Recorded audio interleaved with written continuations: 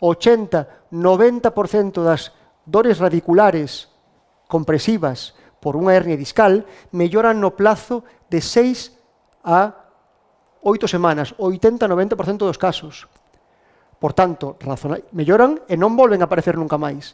Por tanto, razonablemente, non debemos facer nada agresivo, nada que se saia do normal, digamos, hasta ese tempo, hasta esas 8 ou 9 semanas. E, sobre todo, non hai indicación, por moito que seña a dor, se non hai signos de alarma neurolóxicos, non hai indicación de facer ningún tipo de cirurxía, aínda que teña un dor incapacitante, teña que ir a urxencias, se teña que poñer tratamento por vía intravenosa, intramuscular, vía oral, estou afectado, non podo traballar. Sí, sabémolo, pero non hai que facer nada, porque facer unha cirurxía antes de 6 ou 8 semanas é malo para o paciente. Non é que non queramos facela nosotros, é que é malo. Estamos causando un daño maior que o beneficio que causaríamos esperando 6 semanas de tratamento conservador.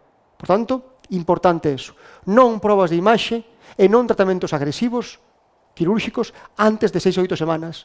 Por que sucede isto? Porque o 66% das hernias discales, isto é algo tamén que os pacientes que se quedan como sorprendidos, porque é algo que non se suele saber, igual que unha hernia discal sale, se protrúe, ou se hernia, ou se secuestra, e cambia de posición, ou se reabsorbe, e deixa de ser compresiva. Eso pasa casi no 70% dos casos, que a hernia discal desaparece, ou que cambia de posición e deixa de comprimir. E, por tanto, deixa de causar síntomas. Isto é a razón fundamental de que melloren a maioría dos pacientes. Todos os daqui nos fixéramos unha resonancia, máis do 1/3 de nosotros teríamos hernias discales. Asintomáticas, grandes algúns de nosotros seguramente, pero asintomáticas, non compresivas. E danos igual eso, non pasa absolutamente nada.